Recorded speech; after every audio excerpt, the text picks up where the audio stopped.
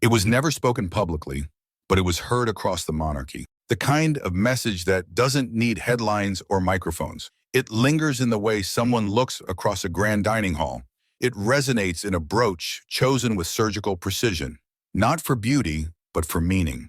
It hides in the quiet gestures of a woman who wore silence like armor and tradition like skin. They say the queen never raised her voice, not in meetings, not in matters of scandal, and certainly not in moments of pain. But near the end, as her steps grew slower and her days more measured, something shifted. Not visibly, not dramatically, but deeply. And those within the palace, those who knew how to read the language of glance, seating arrangements, and handwritten notes, say they felt it. A final message, a subtle last warning. It was not anger that filled the corridors of Windsor that summer. It was weariness. A monarch in the twilight of her reign, watching not just the end of an era, but the unraveling of something she spent a lifetime protecting. Not the crown, that would endure, but the invisible thread that tied duty to dignity, silence to strength. And Meghan Markle, vibrant, modern, unfiltered, had pulled at that thread with a force even she may not have understood. Perhaps it came in the form of a letter, delivered without fanfare. Perhaps it was just a look exchanged during the Queen's Platinum Jubilee, a moment frozen in time, somewhere between politeness and parting. The room would have been full, but the space between them echoed louder than any applause. A queen who had reigned through wars, scandals, and abdications, now staring at something far more personal, the erosion of trust. What do you say when words have failed, but duty remains? What does a queen leave behind, besides a crown? Sometimes legacy isn't in what's spoken, but in what's withheld. And so the curtain draws back, and not to reveal a scandal, but a reckoning. A moment not captured in tabloids, but remembered by walls, by glances, by shadows that still stretch across Buckingham. Welcome to the final silence, where everything changed. Evening fell over Windsor Castle like a velvet curtain, soft, quiet, ceremonial. The golden stone of the palace bathed in the last amber light of day, and inside, everything moved with the precision of a centuries-old clock. Servants adjusted place settings with gloved hands. Footsteps echoed lightly across marble floors. Outside the great windows, the gardens whispered their age in the wind. And somewhere within those ancient halls, history prepared to exhale, quietly. It was one of the Queen's final formal gatherings, set not for spectacle, but for symbolism. Though the Platinum Jubilee had ended weeks before, this moment was far more intimate. It wasn't broadcast, no waving from balconies, no parades, just a private reception held in one of Windsor's deeper chambers. The kind where only trusted eyes are invited and every seat is a statement. The room was candlelit, intentionally underdone. Crystal glasses reflected flames. The walls were oil portraits of monarchs long gone. And when Meghan entered, the air changed. She was elegance wrapped in control. Dressed in muted tones, she walked with the grace of someone who knew eyes were always watching and judging. Her shoulders back, her face unreadable. She greeted those she passed with the same careful smile. Not too warm, not too cold. But beneath it all, there was distance, not just emotional, but architectural. The room seemed to curve around her, subtly, as though the centuries in the stone weren't sure how to hold her. Then came the Queen. Small in stature, but impossibly commanding, Elizabeth II moved with that same slow, steady pace that had outlasted monarchies, ministers, and marriages. She wore pale blue, soft, almost icy, and a brooch that hadn't been seen in decades, the one she'd worn on her first official visit to South Africa, when the crown still stretched across continents. There was no embrace, no private audience, no shared smile. Instead, the Queen took her seat, and the seat beside her remained empty, deliberately. One would expect Prince Harry to sit beside his grandmother, or perhaps Meghan herself to be positioned near the monarch, as a signal of reconciliation, of forgiveness, of family. But neither occurred. Instead, that empty chair became the loudest voice in the room, a throne of absence. To the outside world, this might seem trivial, but in the realm of royalty, seating is sentence, and this omission, silent, undeniable, echoed louder than any speech. The conversations resumed as they always do. Silverware clinked against porcelain. Toasts were made, but those who knew the room, who understood the nuance of glances and placement, felt the air thicken. Meghan sat 2 seats down, flanked by politeness but not warmth. Harry offered a small, reassuring touch to her hand, but she kept her gaze forward, breathing slowly, counting seconds like she had learned to do. The Queen did not look in her direction, not once, but she didn't need to. Her message had already been delivered, not with bitterness, not with cruelty, but with sovereign restraint. A final gesture, or rather a deliberate lack of one, as if to say, you may stand apart from the crown, but you cannot stand beside it. Not anymore. The room carried on, but something had been drawn, some invisible line across the carpet, between legacy and departure, between blood and silence. A royal aide, speaking later under anonymity, would say, "It was the most polite exile I've ever witnessed. There were no outbursts, no words exchanged, only the ritual continuation of dinner and duty." And yet the air inside Windsor felt altered, heavier, colder. The kind of moment that doesn't make headlines, but makes history. A moment where presence and absence collide in quiet warfare, where a monarch who had weathered abdications, divorces, scandals, and wars chose not to confront, but to correct. No one else in that room could have done what she did. No one else could have said so much, so silently. Elizabeth remained the still eye in a storm she had never publicly acknowledged. A storm with headlines and hashtags, lawsuits and interviews, all swirling just beyond the gates. But in here, under these chandeliers, there was only tradition, and the echo of what had been withheld. And when the dinner was over, the Queen rose first, as she always had, and Meghan did not follow. The walls of Windsor, long trained to keep secrets, heard the quiet unraveling. They had withstood centuries of whispers, oaths, betrayals, and reconciliations. But that night, after the empty chair and the unwavering gaze of a queen who said nothing but moved everything, the air inside those stone corridors shifted. Something unspoken had passed between monarch and duchess, and though no official announcement followed, the palace responded, the way it always had, silently, collectively, with subtle precision. Behind thick velvet curtains and centuries-old tapestries, staff began to murmur. The Queen's decision, or perhaps her lack of gesture, had not gone unnoticed. A senior aide was said to be visibly shaken, one insider whispered days later, not by what happened, but by how final it felt. In a place where tradition outweighs impulse, even the faintest break in choreography sends tremors down corridors. A former courtier, no longer bound by service, but still steeped in its codes, reportedly described the moment as a final chess move, not a conversation. To those who had served the Queen for decades, it was unmistakable. This wasn't hesitation. It was legacy enforcement. Within the palace's private offices, where scheduling charts stretch across walls and correspondence flows like arteries, confusion gave way to calculation. Some staff members wondered if this meant a new protocol would be issued regarding the Sussexes' appearances. Others watched their own actions with renewed scrutiny, unsure where the new boundaries lay. Even loyalty had become a quiet test. Who stood where? Who said what? Who still believed reconciliation was possible? Everything in the palace is measured. Even grief is choreographed. Emotion is permitted only in designated spaces, at appointed times, in acceptable doses. And so, no one cried, no one protested. But behind closed doors, there were whispered regrets and quiet reliefs. For some, it was the Queen's reassertion of control. For others, it was the final nail in a relationship they once believed could be repaired. Prince Charles, then still the Prince of Wales, was briefed privately. He reportedly nodded slowly as the details reached him, not in surprise, but in recognition. He had seen the tension rising like steam beneath a sealed lid for years. His response, if any, was not shared. He too had grown fluent in the family's first language, silence. Prince William, ever the student of his grandmother's composure, is said to have read the moment not as punishment, but as preservation. She was protecting the institution, one advisor said, not striking out, simply closing a chapter with dignity. And yet the weight of it remained. That chair, that choice, that message. Even the courtiers who managed optics and statements sensed the story they could never write. There would be no press release, no explanation. The Queen would not address the absence.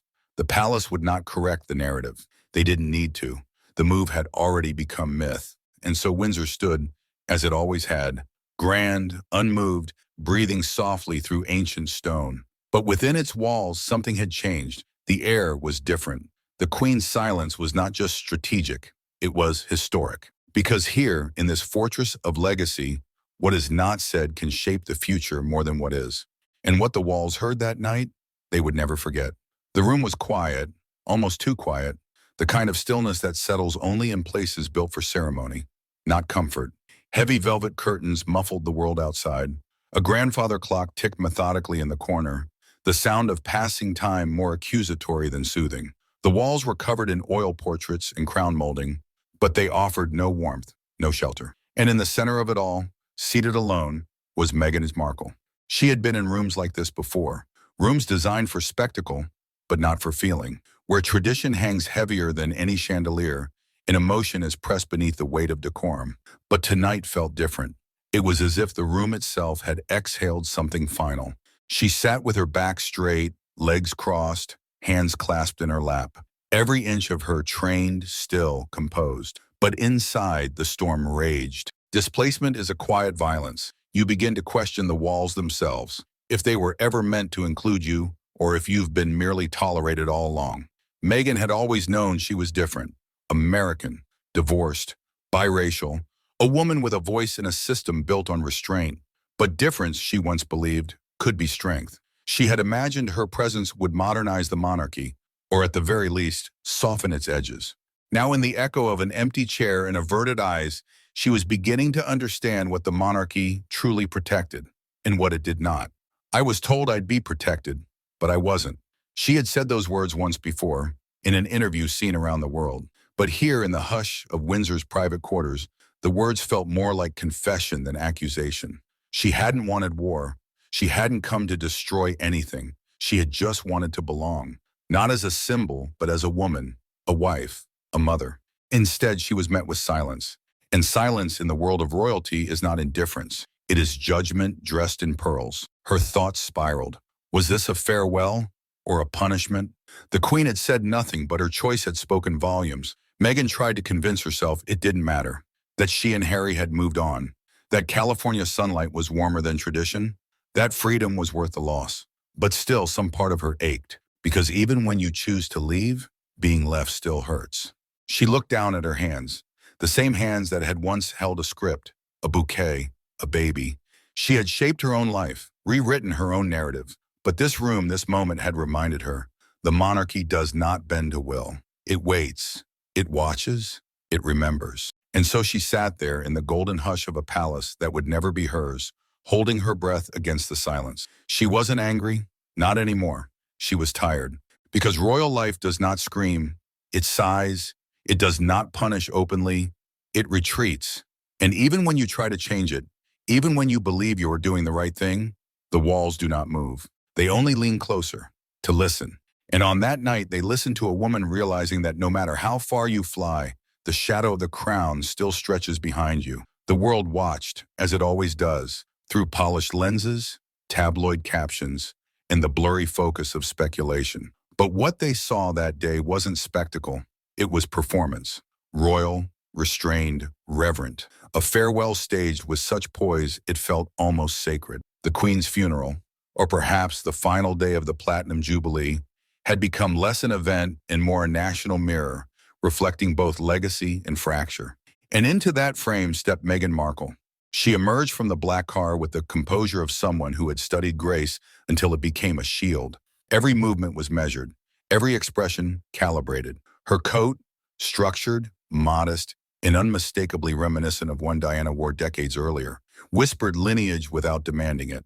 A small, gleaming brooch glinted against the fabric near her collarbone. Some believed it was one of the Queen's lesser-known pieces. Others said it was a replica. Either way, the symbolism was unmistakable. She was still tethered to the crown, even if it no longer claimed her. The air was heavy, not just with grief, but with interpretation. She stood beside Harry, close but not clinging. He too wore his mask. Sorrow, dignity, a soldier's posture.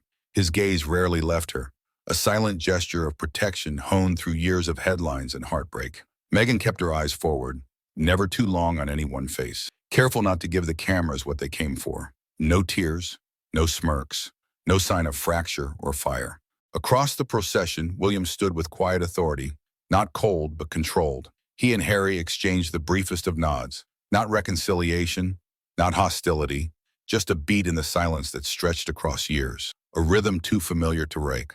The crowd behind the barricades was thick. Some waved, some wept, Some raised smartphones in trembling hands. But their noise, the cheers, the shutter clicks, the whispered commentary became nothing more than background static. The true performance was in the silence, in the slow turns of heads, in the stillness of limbs, in the eyes that looked but did not meet. For Meghan, the silence was louder than applause and heavier than boos, because in this world, royal silence is not avoidance. It is protocol. A blink can become rebellion. A touch can ignite columns of speculation. A glance, if held too long or broken too soon, can shift headlines across continents. So she didn't glance. She didn't break. She simply endured. In the absence of the Queen, every detail carried weight. The flowers chosen, the hymns sung, the seating arrangement inside Westminster, the crown resting on its purple cushion, now separated from the woman who wore it for 70 years. And in that space, that absence, Meghan stood as a contradiction, included but distant, present but peripheral. A guest at a ceremony where family was the performance and mourning was the script. And perhaps that was the final irony, that in the Queen's absence, her presence became overwhelming. Elizabeth was everywhere, in the ritual, the silence, the expectation. Meghan wasn't navigating a room of people. She was navigating a memory, one that didn't forget, didn't forgive, and didn't blink. So she didn't blink either. She played her role with grace. But beneath the coat, behind the brooch, under the surface of dignified sorrow, there was a woman quietly wondering if silence was the last thing she and the monarchy would ever share. And for now, it was. History doesn't repeat itself in Buckingham Palace. It rhymes in Vence, in hushed tones, in repeated glances, in stories that feel eerily familiar, yet draped in modern fabric. Long before Meghan Markle walked through those palace gates, another woman had stood at a similar threshold, young, charismatic, beloved by the public, and suffocating behind the palace walls. Diana, Princess of Wales. Her beauty was undeniable, her spirit disarming, but her heart was too loud for corridors built on restraint. When Diana sat for her now infamous interview with the BBC's Martin Bashir in '95, the monarchy flinched. She didn't just pull back the curtain, she tore a hole in it. There were 3 of us in this marriage, as she said, with eyes that burned decades of silence. It was more than a scandal.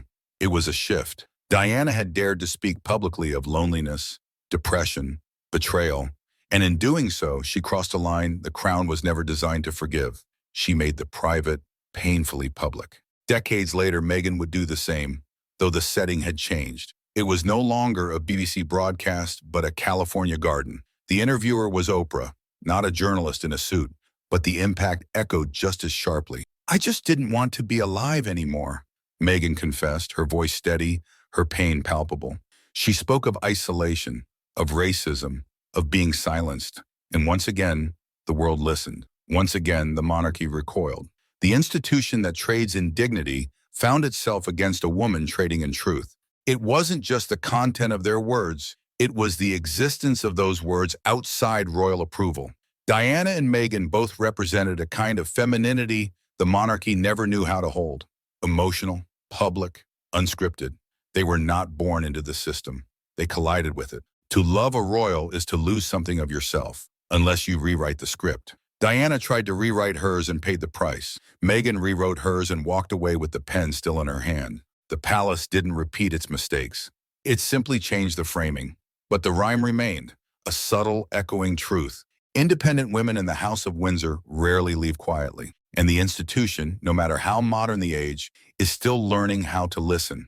No cameras recorded it. No press release followed. And yet, it remains one of the most whispered about moments in recent royal memory. Not a confrontation, not even a conversation, but a message. Quiet, final, and carefully delivered. It did not come with a royal seal. It may not have even come from the Queen's own hand, but those close to the matter say it bore her essence, her restraint, her strategy, her quiet command of legacy. Some say it was a letter. Others claim it was delivered in person, behind closed doors, in a small room near her private quarters in Balmoral or Windsor, just before her health visibly declined. But what everyone agrees upon is this: it was a line drawn. "There are lines we do not cross," the Queen is rumored to have said, or written, "not even in sorrow." Another version of the words floated through the palace halls. "You may leave the crown, but the crown does not leave you." It wasn't a scolding, nor a plea. It was the final reminder from a woman who had spent a lifetime walking the line between personal feeling and national responsibility, and who now watched that line being blurred beyond recognition. It was not rage she delivered, it was legacy. For Meghan, the message landed like a closed door, not slammed, but quietly locked. Her reaction, aides say, was unreadable. She received it with the same posture she wore during public engagement, chin slightly lifted, eyes steady, body motionless. But her silence, they noted, felt colder than ever. Was it grief that she felt? Perhaps. A mourning not just for what was lost, but for what had never been allowed to exist. Was it relief? Undeniably. In royal life, clarity is rare. But now, the message was unmistakable. The door would not open again. Or was it defiance? The kind that simmers, not explodes. The kind that, in private, sounds like, so be it. Sources close to her say she did not cry. She did not argue. She did not attempt to respond. Instead, she walked out of that room, or folded that letter, with the quiet resolution of someone who has reached the end of trying. There would be no final summit, no family photo, no peace brokered over tea and shortbread. No article would confirm the Queen's words. No aides would go on record. But within the House of Windsor, the shift was unmistakable. The matriarch had spoken, and the daughter-in-law had chosen. This was the quiet exit. Not the stormy departure of headlines past, not the glamour of a farewell tour, but the soft, surgical severing of what remained. And this time, there would be no invitation back. Meghan left not just the crown behind, but the idea of reconciliation, the waiting, the wondering, the hope that the institution might ever truly see her as a woman, not a warning. Some say this was the Queen's last act of control, not born of vengeance, but of order.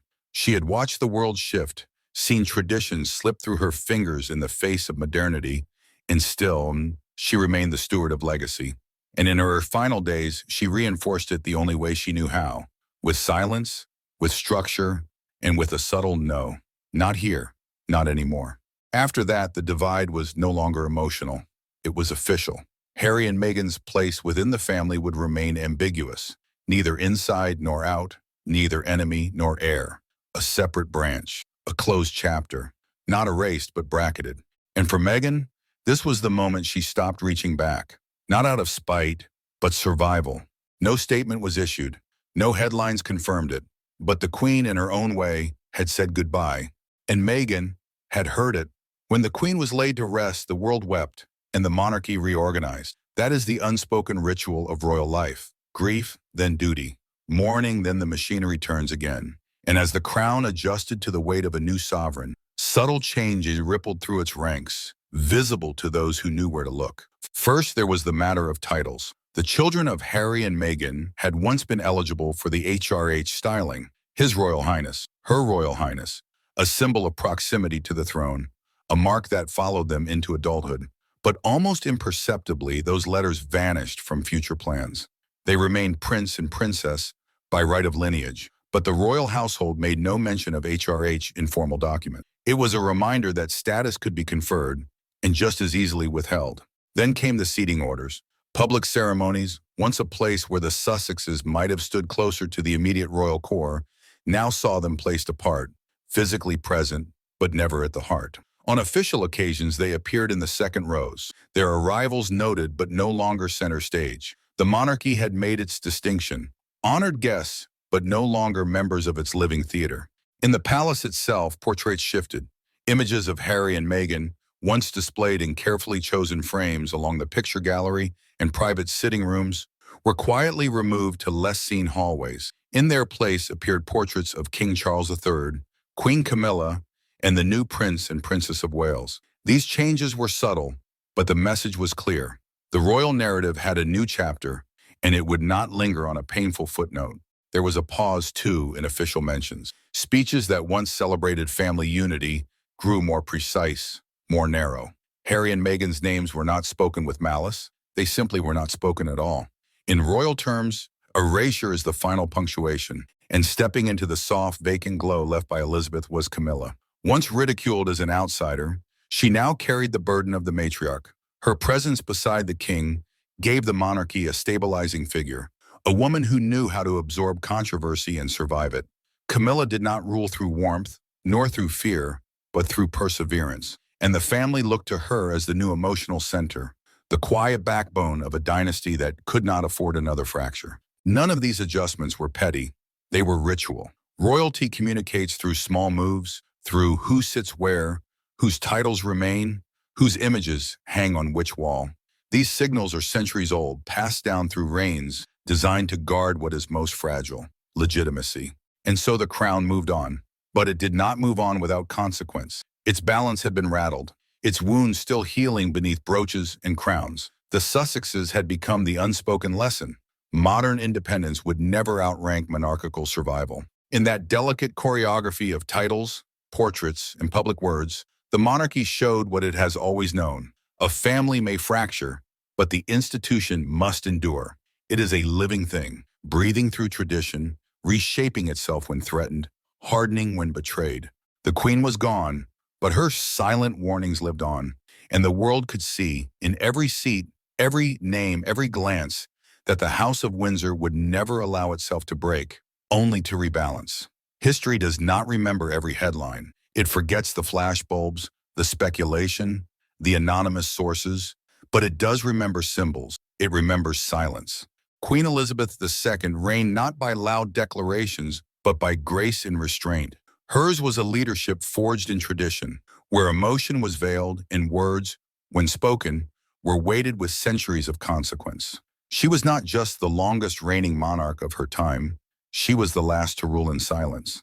And in that silence, she held together an empire of expectation. Her legacy, in the end, was not in speeches or memoirs. It was in gestures, a hand extended or withheld, a brooch, sapphire glinting softly, worn not for beauty, but for message. That final public appearance, just months before her passing, said more than any farewell. A calm presence, smiling faintly, bearing the weight of what had fractured beneath her reign. She said nothing, and the world listened. And Meghan? Her place in this history remains less defined, an ember that flared brightly, too brightly, against the cold formality of the palace. Was she a rebel rewriting old codes, a casualty of an immovable institution, or a mirror held to a family that long preferred shadows to truth? She stepped into the royal narrative like a spark in a locked room, illuminating what had long gone unspoken, but also unsettling centuries of curated silence. And in the end, she stepped out of that story too, into a black SUV, the flash of cameras behind her, the palace gates slowly closing, one last look over her shoulder, not for pity, but for punctuation. History will debate their roles, their choices, their truths, but it will not forget the space between them, between tradition and transformation, between silence and speech. That space is where the story lives. The Queen left no final interview, only silence. But sometimes silence is louder than rage. They said nothing, and in doing so, rewrote everything.